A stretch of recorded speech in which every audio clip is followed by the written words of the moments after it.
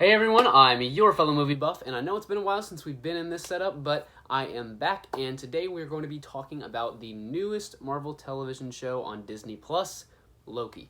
Alright, now this is just going to be a straight to the point, short spoiler review. I don't want to go off on rambles like I have in the past. We're just going to talk about a few short topics that are going into spoiler territory, and then we'll be done. So the first one I want to talk about is the general consensus when it comes to the Loki show. I originally thought this was going to be a really stupid idea because it just seemed like a really weird idea to have this one-off scene in Avengers Endgame lead to an entire season of a show. I didn't think that was a good idea. I thought it was like another attempt to just keep Loki alive after seeing him dead multiple times, constantly faking us out as Marvel fans. I wasn't really sure what Marvel was wanting to do with this, but I was still a little bit interested. And I will say, after watching this season, I was pleasantly surprised. I loved this show. By far the best Marvel Disney Plus show that they have put out so far.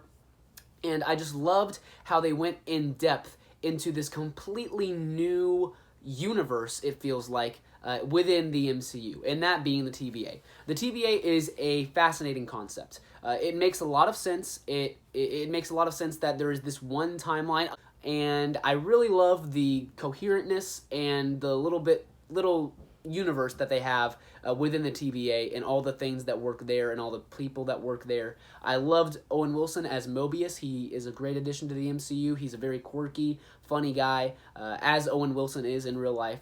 So I really loved him. Tom Hiddleston absolutely kills it as Loki, as always. But enough of the TVA, enough of Owen Wilson.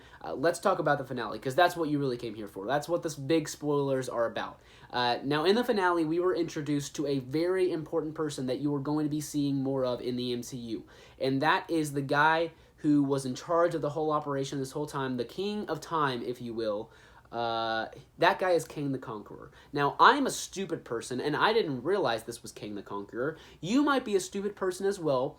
I will say you're probably smarter than I am, but the Kang the Conqueror is a very well-known villain in the Marvel comics. He is very powerful, he is very well recognized, and before this season finale, the same guy who plays him in this episode was already confirmed to play Kang the Conqueror in Ant-Man 3 Quantumania.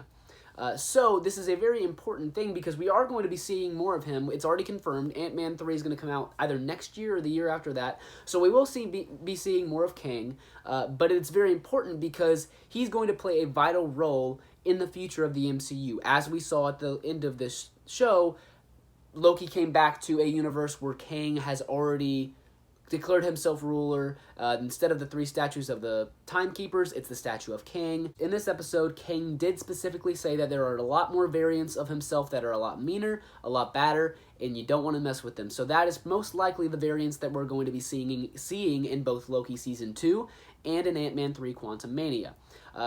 Another thing to point out is that these variants battling each other, like he said, they're going to be causing chaos in the multiverse and the timelines.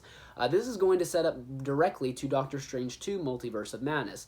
Doctor Strange and the whole entire plot of that movie is most likely or already confirmed going to be about him trying to repair this chaotic multiverse that has erupted because of the events in the Loki season finale. Another thing to point out with this new multiverse and the different timelines that have branched off from the main timeline because of Sylvie's choice in killing Kang the Conqueror, this leaves a lot of freedom and room for the MCU to do pretty much whatever in the world they want.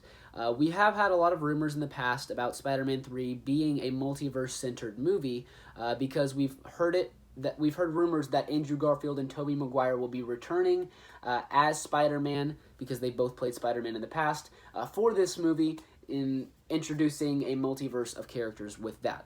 That is a possibility now. It is becoming more and more of a possible reality instead of just rumors. So that could be a possibility. Watch out for late December. That's when Spider-Man 3 is going to be coming out. But also, this leaves room for a lot more creative freedom within the MCU. I mean, think about it. This leaves so much room for little one-off timelines for the singular purpose of making a certain show or a certain movie.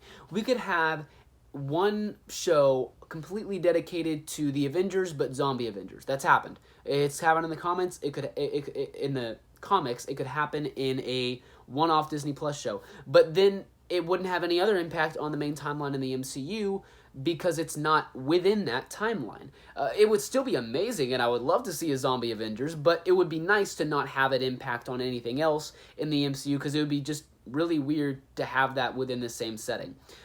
So there's so many different genres, so many different tones, so many different characters in the MCU that can be explored without having the worry of, okay, this makes literally no sense within the main timeline, or this would not really fit well within the model of the MCU as it is right now. So again, leaves plenty of room for awesome things such as a completely different timeline with completely new Avengers, a completely different timeline with all the Netflix Marvel characters. So yeah, there is a lot of possibilities when it comes to this multiverse that I'm excited for, and I hope you are too. I will say Sylvie is a great addition. I love her character. I love the actress that plays her. I will say the romance between her and Loki is a little bit weird for me because they're literally the same person. I will say they're a cute couple, but given the fact that they're literally the same person, kind of makes me want to barf. So hopefully they don't pursue that as much as they did anymore in the season 2. Give me your thoughts. That just seems a little bit weird to me. But overall, I loved Loki. I'm going to give it a 9 out of 10. It's definitely my favorite Disney Plus Marvel show so far. Hopefully I didn't go too long here. I didn't want to go rambling on as I do sometimes in my movie and TV reviews. But if you enjoyed this review, please give it a like. Please follow me on my various social medias.